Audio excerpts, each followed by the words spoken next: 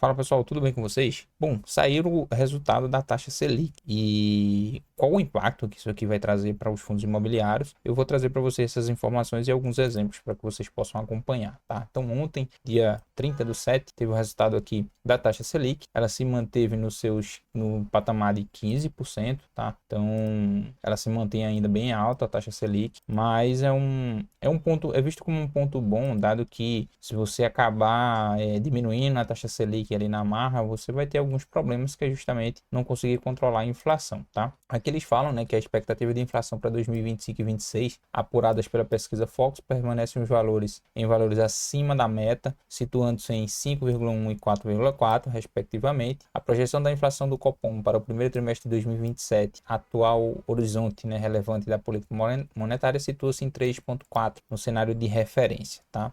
E aí eles falam aqui também dos riscos, né, para a inflação, tanto de alta quanto baixa, seguem mais elevados do que o usual. Então, entre esses riscos de alta para o cenário inflacionário e as expectativas da inflação, destacam-se uma desancoragem das expectativas de inflação por um período mais prolongado, uma maior resiliência na inflação nos serviços do que é projetado em função de um hiato do produto mais positivo, uma conjunção de políticas econômicas externa e interna que tem um impacto inflacionário maior do que o esperado, como por exemplo a questão de uma taxa de câmbio persistente mais depreciada. Aí você tem aquela questão da taxação dos Estados Unidos, que está rolando aqui com o Brasil. Então são vários problemas aqui que acabam tendo impacto aqui nos resultados e que pode fazer com que a taxa Selic não diminua tão rápido quanto a gente esperava. E aí eles dizem aqui, né, que o Copom decidiu manter essa taxa básica de juros em 15% ao ano e entende que essa decisão é compatível com a estratégia de convergência da inflação para o redor da meta ao longo do horizonte relevante, sem prejuízo de seu objetivo fundamental de assegurar a estabilidade de preços. Essa decisão também implica suavização das flutuações do nível de atividade econômica e fomento do pleno emprego, tá? Então esse é o ponto também que eu queria dizer, que realmente quanto mais você consegue ter uma estabilidade nisso aqui, né, não fazer alterações bruscas, o mercado ele vai reagindo bem com isso, tá? É óbvio que teve alguns certos impactos, como por exemplo essa questão da taxação ali dos Estados Unidos, que acabou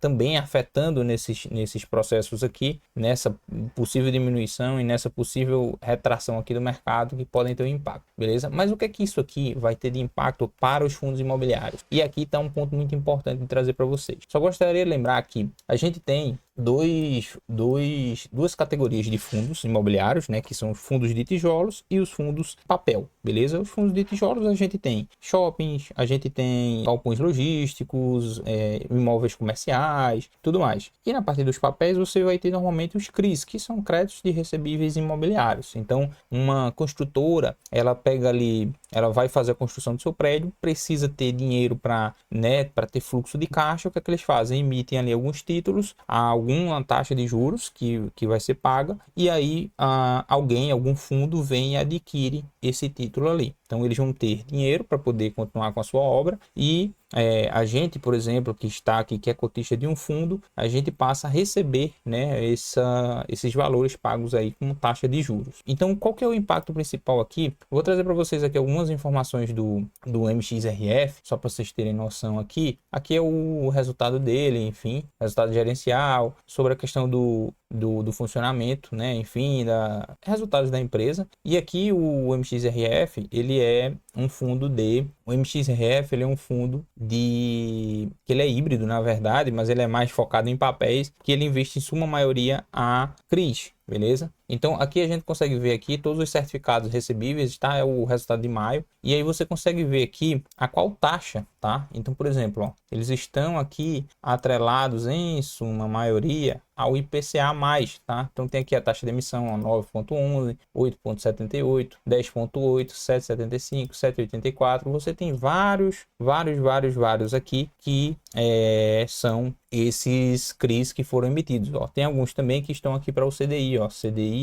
mais 1,40, tá vendo? CDI mais 1,25, beleza? Tá, mas o que é que isso aqui vai ter a ver com a questão do CDI, tá, pessoal? E isso aqui é o ponto interessante para trazer para vocês. A Selic, quando ela tá alta, o que que acontece? Como foi emitido títulos aqui numa taxa específica, o que que acontece é que essa taxa, ela vai ficando desvalorizada no mercado, porque ela não chega, ela deixa de ser atrativa. E como a gente tem a precificação a mercado, o que é que vai acontecer, né? Quando você tem uma taxa mais alta, um outro título, por exemplo, sei lá, seja no Tesouro, Tesouro IPCA+, ou algo do tipo, que esteja mais alta do que isso aqui, o fundo, ele acaba perdendo, porque ele poderia ter investido em algo que renderia mais, que teria um juros maior. Então, por isso que quando a Selic ela tá alta, é ruim para os fundos imobiliários, no geral, por conta disso, porque você tem ali títulos que foram emitidos a uma taxa de juros que ela com taxa mais alta da Selic, o que você adquiriu, ele não vai receber tanto agora, ele vai receber menos do que você poderia receber, além de que na marcação a mercado, ele diminui o seu valor. Então você acaba perdendo com isso no curto prazo, né? Não se você esperar até o final aqui para você receber todos os seus valores, beleza? Então, o que que vai acontecer? No cenário agora que a gente tem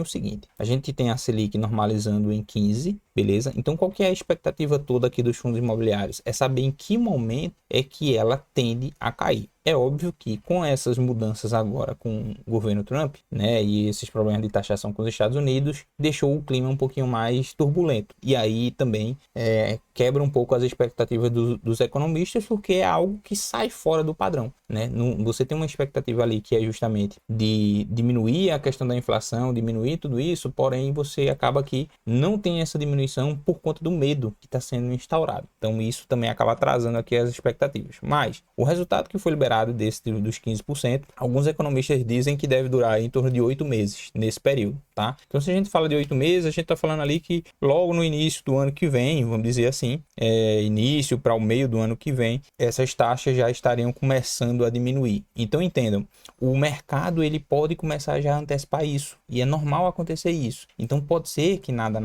daqui com 3 meses ou um pouquinho mais, já começa a diminuir 0,25, se é a inflação, se não tiver tantos problemas ainda com essas taxações e tudo mais, e começar a normalizar, essas taxas vão começar a cair. E o que vai acontecer? Esses títulos aqui que foram emitidos, todos esses títulos aqui que foram emitidos, eles vão passar a se valorizar. Por que que eles vão passar a se valorizar? Porque se você tem uma taxa de 15% na Selic e a sua taxa agora, ela passa, por exemplo, a ser 14,75, o que que acontece? O seu título que você tinha aqui, ele passa a se valorizar mais. Por quê? Porque está ficando mais próximo aqui desse seu valor e aí ele vai pegando essa marcação a mercado. Então, isso aqui começa a ser mais atrativo, porque isso aqui começa a apontar que a Selic vai continuar baixando e logo vai chegar em 14% e logo vai chegar nos 13%, e cada vez mais que vai baixando, mais esses seus títulos vão sendo valorizados aqui, porque você não vai conseguir mais pegar esse título, entendeu? Então, como você vai tendo essa valorização, você ganha aqui uma marcação a mercado. Então, vocês entendem por que que é a importância da Selic, né, da queda dela para os fundos imobiliários? Isso é muito importante aqui para você ter essa volta, esse crescimento aqui dos fundos imobiliários, tá? Em termos de valorização das cotas, tá? Já aproveitando que eu tô aqui do MXRF, tem alguns pontos que são interessantes aqui de ser analisado, que é justamente essa questão aqui de alguns CRIs, por exemplo, que podem sofrer algum atraso, tá? Então, isso aqui é um ponto também que é importante vocês analisarem. Por exemplo,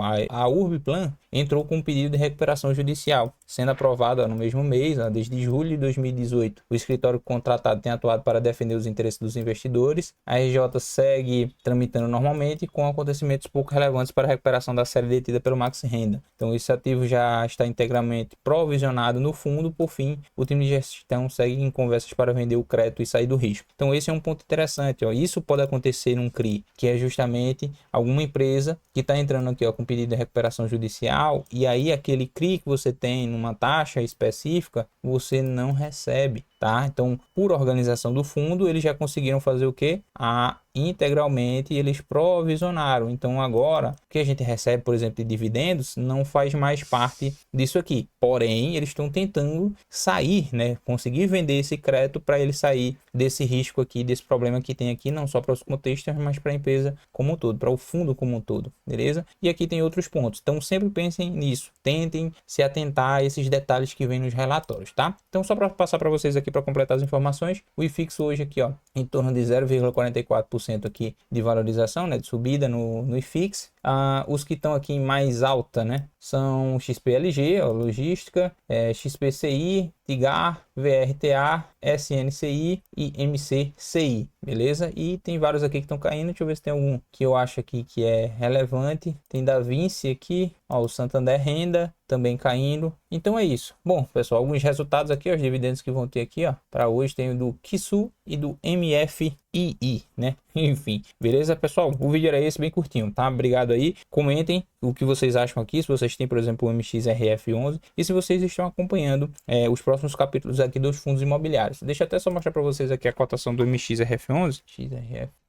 Ó, a cotação, só mostrar para vocês aqui a cotação do MXRF11, tá? Há 5 dias atrás estava em 9,50 e pouco, 59 e segue nessa faixa, tá? Ele teve um crescimento aqui a partir do dia 30 de julho, que é justamente por conta aí, não vou dizer por conta da decisão aqui do Copom, porque a decisão do Copom já foi no final do dia 30, tá? Mas aí, ó, você teve realmente uma abertura de mercado aqui maior, né? Começou a 9,51, terminou a 9,51 no dia 30, já começou a 9,57 e aí tá em níveis aqui. Mas nada que seja muito grande comparado aqui com outras valorizações que podem acontecer, beleza? Bom, obrigado, o vídeo era esse. Abraço, até a próxima.